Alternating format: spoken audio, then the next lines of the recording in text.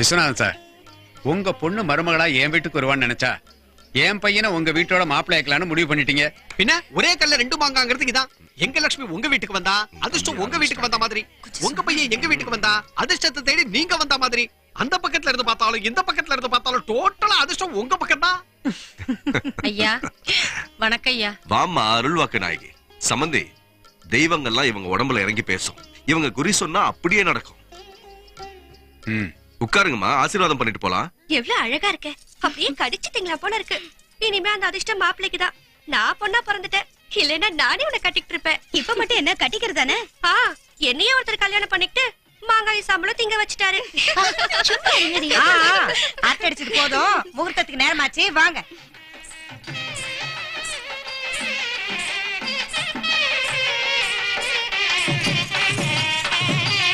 सूर्यादिनोत्राणां मच्चन्तनुकूलिता बलासिद्धिरस्तु यस्य नामरूपाभ्यां या देवी सर्वमङ्गलातयो संस्मरणात् पुंसां सर्वतो जयमङ्गलम् नव दुर्गां महा भैया तांबूलतट्टை மாத்தீங்கோ.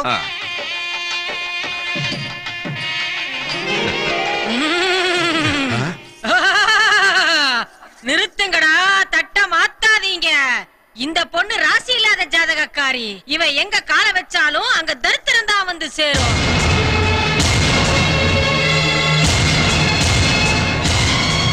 இவ கழுத்துல எவன் தாலிய கட்டினாலும் 3 நாளைக்குள்ளேயே செத்து போயிருவான்.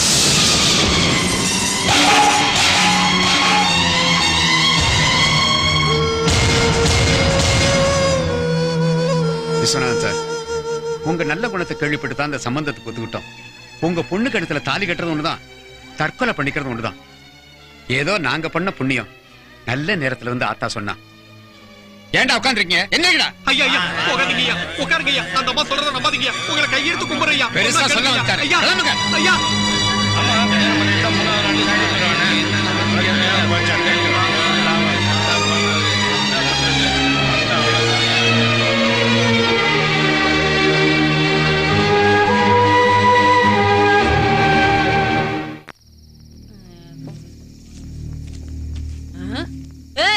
என்னையா இது? எவ்வளவு பெரிய விஷயத்த நான் உனக்காக சாமி வந்து சொன்ன மாதிரி சொல்லிருக்கேன் தெரியுமா? அது 5 நிமிஷம் வேலையா இருக்கலாம், ஆனா அந்த பொண்ணோட வாழ்க்கை பாழா போச்சு. இனி அவளை இந்த சுத்துப்பக்க கிராமத்துல யாரும் கட்டிக்க மாட்டாங்க, நல்ல காரியத்துக்கு கூப்பிடவும் மாட்டாங்க. என்ன ஆளியா நீ? நீ என்னமோ அள்ளி கொடுப்பேன்னு நினைச்சுக்கிட்டு இருந்தா? இவ்வளவுதானா குடுக்கறது? குடுக்கறேன்னு சொன்னது உண்மைதான் குறிகாராத்தா. ஆனா மேட்டர் கைக்கு வரணும்ல. அவ்வளவுதானா இவ்வளவுதானு கேட்டு பிரச்சனை பண்ணேன்னு வச்சுக்க, நடந்த விஷயம் எல்லாம் வெளியே வந்துரும். அதுக்கப்புறம் ஊர்ஜனங்க எல்லாருக்கும் சாமி வந்து உனக்கு கரும்புள்ளி சொம்புள்ளி குத்தி உன்னை ஊரை விட்டே துரத்திடுவாங்க. ஞாபகம் வச்சுக்க. சரி, இருக்கிறத குடு.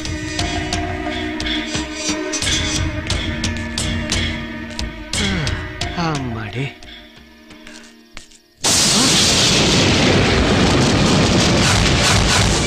டேய், ஏன்டா என் தங்கத்துக்கு இப்படி ஒரு துரோகத்தை செஞ்ச? நேத்து தானடா போலீஸ்காரங்க உன்னை பிடிக்க வந்தப்போ உன் மானத்தை காப்பாத்துனா. அப்படிப்பட்ட என் பொண்ணு வாழ்க்கையோட விளையாடிட்டேடா. என் ஆஸ்தியை கேட்டிருந்தாலும் உனக்கு எழுதி கொடுத்துருப்பேனடா. ஐயோ நாயே, என் பொண்ணு வாழ்க்கையை அழிக்கணும்னு நினைச்சேன். உன்னை கொல்லாம விட மாட்டேன். அம்மா, இவன் என்ன செஞ்சா தெரியுமா? தெரியும்பா, விட்டுருங்க. இவனை விடக்கூடாதுமா. இனிமே ஒரு நிமிஷம் கூட இந்த வீட்டுல இருக்க கூடாது. போடா. ரேணுகா, இவ என்ன செஞ்சா தெரியுமா? செய்ய வச்சதே நான் தான். தாயா இருந்தும் நீ யாரையா தாயி? அவளை 10 மாசம் சுமந்தேனா?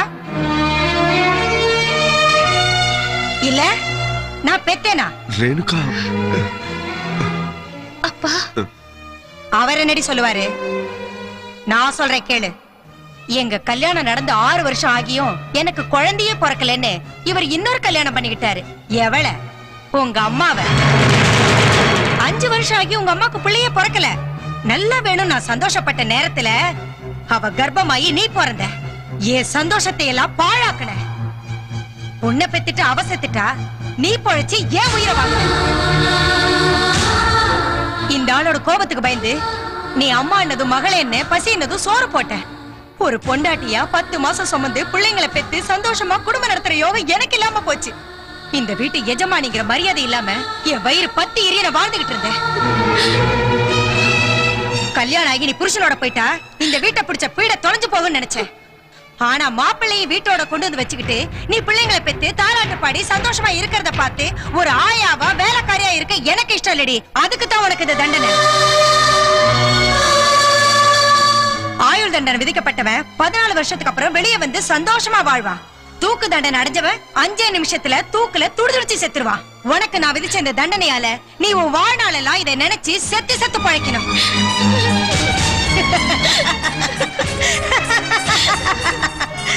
என் மனசை பொறுத்த வரைக்கும் நீ எப்பவோ செத்து போயிட்ட.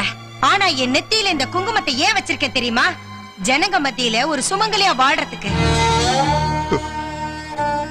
உன் கையால கொஞ்சம் விஷம் கொடுத்திருந்தாலும் அது சந்தோஷமா குடிச்சு செத்துருப்பேண்டி. ஆனா இவ்வளவு பழி உணர்ச்சிய மனசுல வச்சுக்கிட்டு ஒரு பாவம் மரியாதை என் தங்கத்தோட வாழ்க்கையை நாசமாக்கிட்டேடி பாவி. நிறுத்தியா? உனக்கு கைய ஓங்க தெரிஞ்சா அந்த ஓங்கன கைய உடைச்சி துண்டு துண்டாக்க எனக்கு தெரியும். ஞாபகம் வச்சுக்க. வார தம்பி.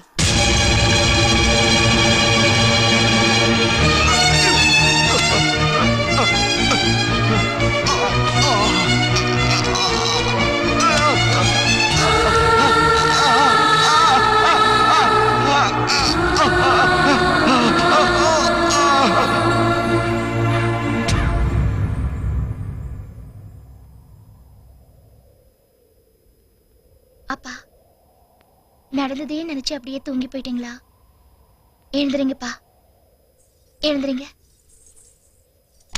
அப்பா, அப்பா, அப்பா, அப்பா, அப்பா, லட்சுமி அம்மா அழாதம்மா. பெரியய்யாவுக்கு குணமாயிடும்மா. மரத்தை நம்பினா நிழலும், ஆண்டவனை நம்பினா உதவியும் கிடைக்காம இருக்காதும்மா. உன்னை அந்த நாகம்மா தாயி கைவிட்ட மாட்டா. மென்டல் ஷாக்கால வந்த பக்கவாதம் ரெகுலரா மருந்து சாப்பிட்டு வந்தா குறைஞ்சிரும். ஆனா ஒரு விஷயம், இனிமே அவர் எந்தவித மன உளைச்சலுக்கு ஆளானாலும் அது ஹார்ட் அட்டாக்ல கொண்டு போய் விட்டுரும். ஜாக்கிரதை. சரிங்க டாக்டர் சார். அவருக்கு கொஞ்சம் கூட கஷ்டம் கொடுக்க மாட்டோம். அவர் சௌகரியமா இருந்தா தானே நான் பூ வச்சுக்க முடியும், பொட்டு வச்சுக்க முடியும். வரோம் சார். சூப்பரா நடிச்சக்கா. உங்க அக்கா யாரு நினைச்ச? டாக்டர் என்ன சொன்னாரு? எதுக்கடி அழற? மூதேவி மூதேவி. அந்த ஆளு சாக மாட்டான், அடுத்தவங்களே வாழ விட மாட்டான். நல்லா குத்துக்கல்லு மாதிரி இருக்கான். உன் புலம்பலையும் உன் முகரையும் பார்த்து நாங்க தான் செத்துருவோம் போல இருக்கு. நீ அழறத பார்த்தா 4 பேர் தப்பா நினைக்க மாட்டாங்க. ஆஸ்பத்திரியில ஒப்பாரி வைக்கிற. ஆஹா, உன் அழகுக்கு முந்தானையில சாவி கொத்து ஒரு கேடு. வாடா தம்பி.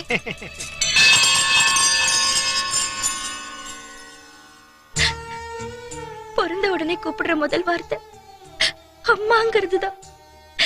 பிறந்ததுல இருந்து போய் சேர்ற வரைக்கும் அம்மாவை பார்க்காதனாலும் கூப்பிடாதனாலும் இருக்காது. அப்படிப்பட்ட அம்மா உன்னை பெத்தவ நான் இல்லன்னு இன்னைக்கு எரிஞ்சு விழுறாங்கம்மா.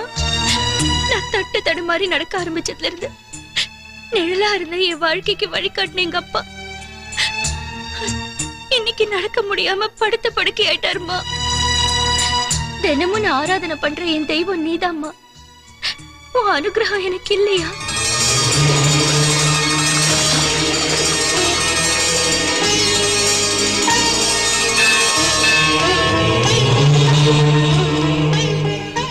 பரமேஸ்வரா, 11 ஜோதிலிங்கத்தை தரிசனம் செஞ்சுட்டு வந்துட்டேன். இப்ப 12வது ஜோதிலிங்கத்தையும் எந்தவித தடையும் இல்லாம 3 காலமும் சேவிக்கிற மாதிரி அருள் புரிந்த சுவாமி.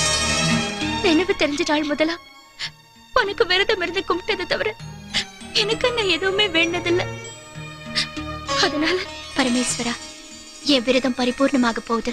எங்க அம்மா மனசு மாறணும், எங்க அப்பா உடம்பு குணமாகணும். நாகலோகத்துக்கு போற அருள் கிடைக்க ஆசீர்வாதம் பண்ணுங்க. ராமாபுரம் கிராமத்தைச் சேர்ந்த விஸ்வநாதன் என்ற பெயருடைய நான் சுய நினைவோடும் மனத்தெளிவோடும் இந்த உயிலை எழுதுகிறேன். என் சுய சம்பாதனையில் சேர்த்த அசையும் சொத்துக்கள், அசையா சொத்துக்கள் அனைத்தையும் எனக்கு பிறகு என் மகள் லட்சுமியும் அவளை கரம் பிடிக்கும் அவளது கணவனும் ஜாயிண்ட் அக்கவுண்டின் கீழ் அனுபவித்துக் கொள்ள வேண்டும். ஒருவேளை என் மகள் லட்சுமிக்கு ஏதாவது அசம்பாவிதம் நடந்து அவள் உயிருக்கு ஆபத்து ஏற்பட்டால் உயிலில் குறிப்பிட்ட சொத்துக்கள் முழுவதும் இவ்வூர் சிவன் கோவிலை சேர வேண்டும். இதை நான் சுயநினைவோடு எழுதுகிறேன். இதில் ஒரு கைநாட்டு வைங்க.